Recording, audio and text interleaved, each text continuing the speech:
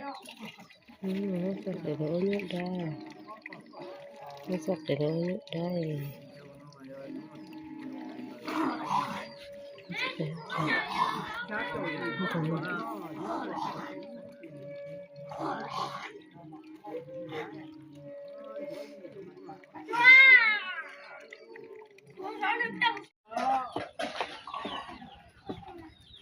Nhưng mà nó sắp để nó nhét ra cho nó cái còn nó trong cơ.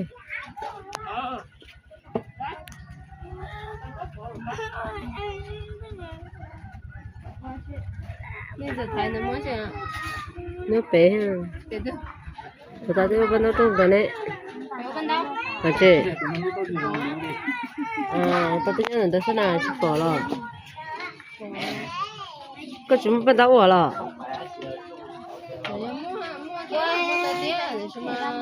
Yêu sai là yêu cái nào? Nó chỉ bán sẽ hả? Mấy đại lâu cũ rồi. Thì mà nó rung co là cũng có sai luôn đó. Trên nó trả lời tí dụ chứ bà anh đó. Trả lời một tí cũ rồi vậy nè. Có rung rong nha là chị À, cô chỉ chỗ này ta là cô cho con đó sai. Có rong rong đỡ hơn. Chứ giờ mình được chơi cũ thì. Cô có sai nữa gì nữa. Cô cái nhiều á. Cô từ á, để tôi thử sai nào. Tôi thấy là ấy rồi, thấy bụng nó này. Nó to rồi. Nó to, có đi chế của tạ với một con chị.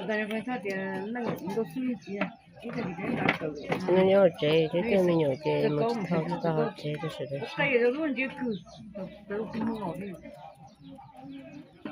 Nhớ gì là có một đoạn giấy tờ rồi. Cái giờ chị tua mà cái nói gì trong cái bông cái một thôi, còn chúng ta không có gì là cho chuyện giấy à. Nếu mà giấy tàu tua, nhớ là còn giấy là ở phải lưu cơ à. Rồi. Giấy tàu tua là ở phải lưu cơ cả. Còn quan tâm gì nữa kìa, trong này là mua chế trong một chế nhân giấy tôi chỉ là một cái gì đó giấy này ở bên nó một cái gì đâu đâu nè. Bây giờ để phong cái số là cái gì đấy đã cởi lại kia. Tôi cũng không khỏi đi là nói em giờ phải nè. Em còn cho nó nhớ gì đồ cho nó không cho chỉ mua nó mà lên nó bán rồi. Giờ thì lúc nào mà chín từ mà cô có đó thì mà đó nó là cái số lo nó lo nè. Tôi con nhà nó còn này Nó xong đã chế thu một bể chế tuôn thế gì tôi đó nó giờ nó cũng tha tôi cũng nếu anh đây có xong là tao tuôn Chuyện đang là tôi ủa đó. ủa bỏ thay phải tuyển được đấy thôi để cho người ta kiếm cái cho cô xong đã chế tao xong cái gì có đến chạy để tại thì và tôi toàn chạy hay chạy bạc thuốc không có mạng được đấy con này thì cái lòng chơi ta trên cái nó cái này tôi chỉ cô đã gì đây cho thế nào Chứ bà tay vô tao tế giả chứ coi nhá gì đó nghe trong chạy cờ phía tôi chạy nhớ tại gì chị mà tôi đúng là có cái cờ tăng thôi có cái tàu nó hôi ra cái chuẩn bị tại gì một tàu nó phải anh gì cho chua tế ra cái một rõ tàu thì nói yo tế mà cái rõ tàu cái là mình thì nói cho sai rồi thì nó tàu mình cho tê chứ con đi buồn nó mà cột nó chồng lò cậu bé rồi cột bé rồi cậu bé con ơi nó dùng thì nó có xa chứ thầu nó cũng phát tôi cho con nó nè chứ nè nó bắt đến nè nè mùa nè nè mùa chứ nè nè phong nhật tưởng ra thì cô yêu một số nè phong là hậu nó ta sẽ mà nó đến thì nhát chừng nhau luôn lấy cái cả lìa chứ nè một số nó nè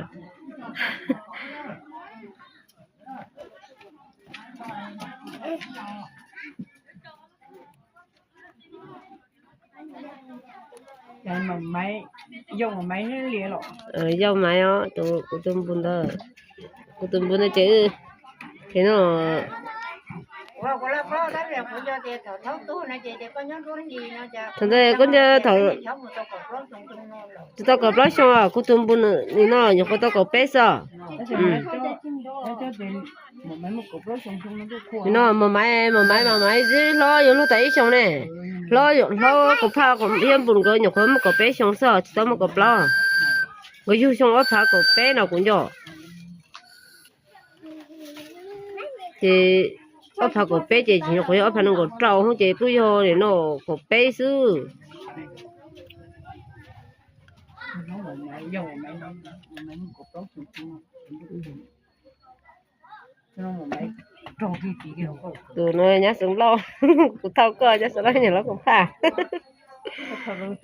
cũng thâu tôi nấy tới YouTube hả nấy bao giờ xe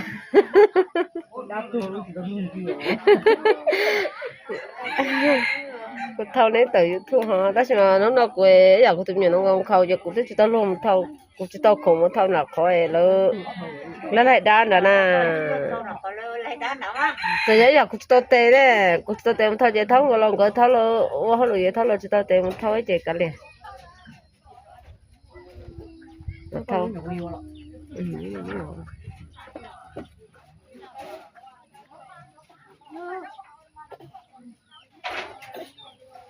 tao rồi đó tao muốn nó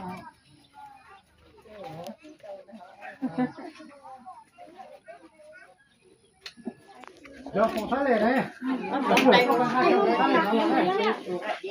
Cái nó có còn nó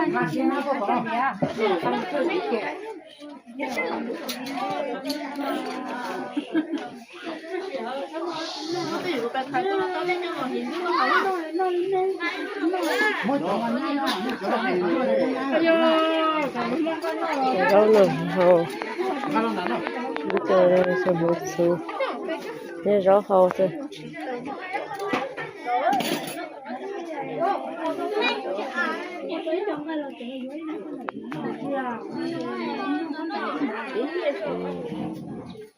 những con đó lớn rồi tại đây là nó lúc chiều này rồi có một tờ sẽ được nó một ta những con đó lấy cho để cho bé lên nhận tới chạy cũng chạy kia là bên nó là thao nó sẽ được cho có thể con đó lớn rồi chạy chỉ muốn nó từ thao á chạy cũng là nó tài mà nó thao nó mới sai lỡ hay chả lỡ lỡ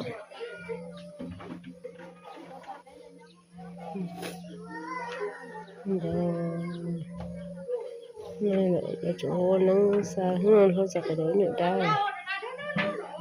là nó rộng thọc lúc chơi đó nó sẽ được sai lúc chơi này tao nhẹ có sai lúc nó sẽ được ya bỏ lúc chơi khó lắm nó là lúc cho cho cụ thì tại vì mấy khó đã chỉ lúc cụ là lúc xe lúc là lúc cụ xứ cụ lúc xe nữa là lúc xe thì lúc cũng hơi chơi cũng sẽ hàng là nó rồi nhẹ chơi nên chơi tới khi chơi cũng vào cũng vùng nó thế ra thế theo là rồi nhẹ thế sao thì chỉ sao mà thao được rồi sai cái trăm nó đã xì cú là bây sẽ thao được rồi sai thế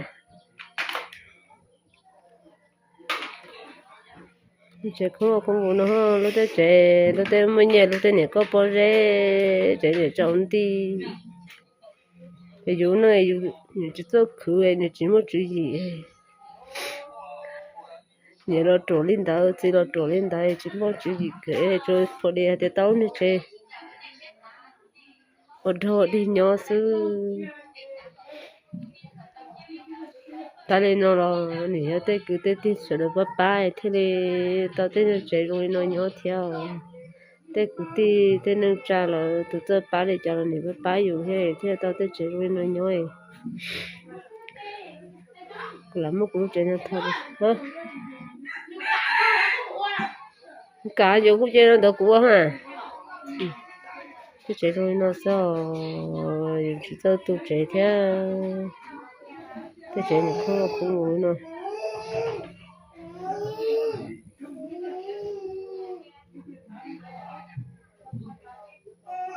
tôi bỏ lúc chơi không là mình sợ nhau này cũng chỉ tôi vào tôi chơi đi thế thì tôi cần nó là cứ xử cho lên nó nên tôi học cho nó là học ba khi cũng thế nó ba khi của tôi ba tôi chế lo lụt sơ xe đâu cũng sẽ chế chỉ mới bay thông là của trong xe là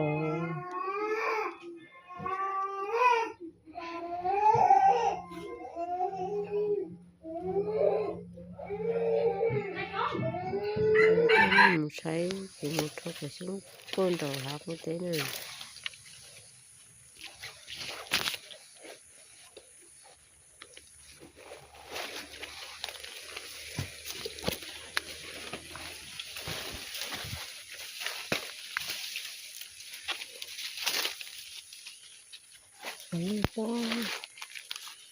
nó còn cho này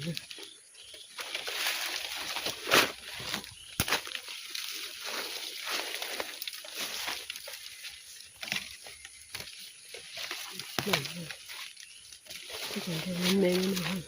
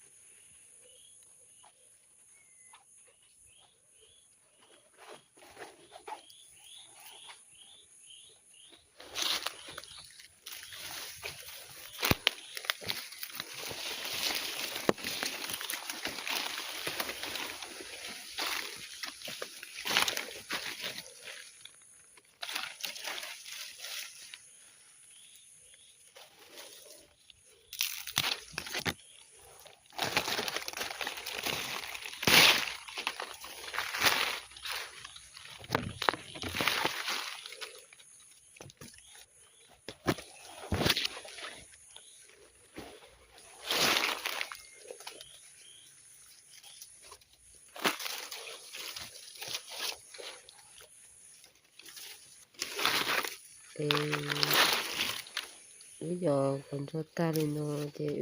rồi một chơi nữa thì nó cho chín màu rồi thì một chơi rồi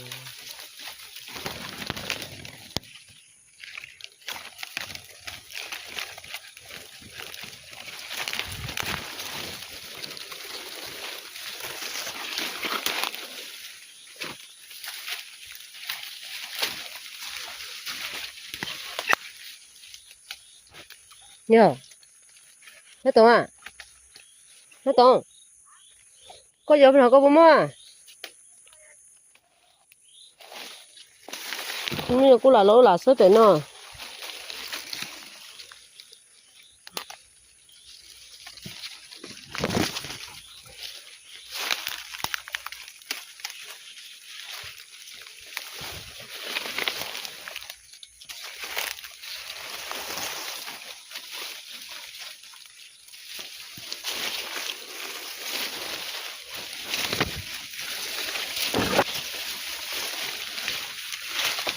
nó còn ra nữa tôi chơi khai có mình này tôi muốn mấy ai này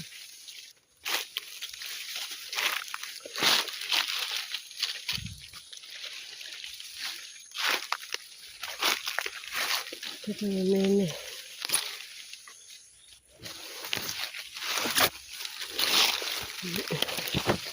tôi muốn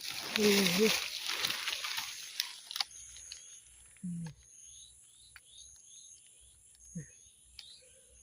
mày nó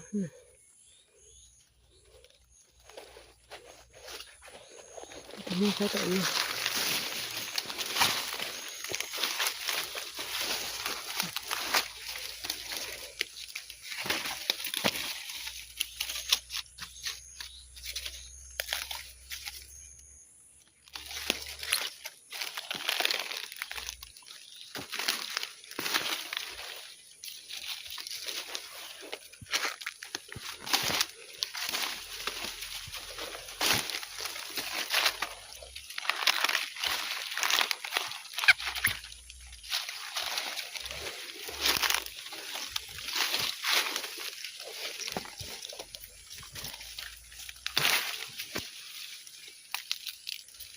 Hãy subscribe cho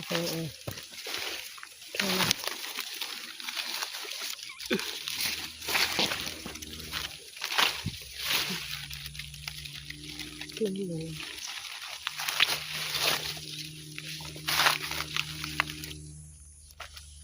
để không bỏ lỡ những video hấp dẫn nó mua còn nó cũng mua rồi mà mua tốn tỏi lo tụi nó mà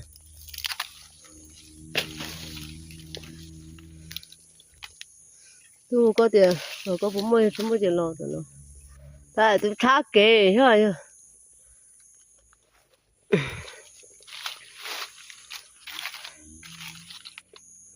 là có cái này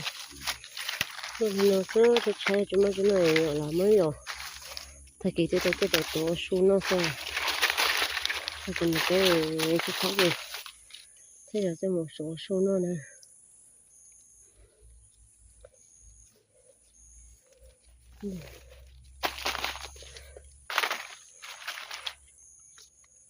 giờ tao còn nè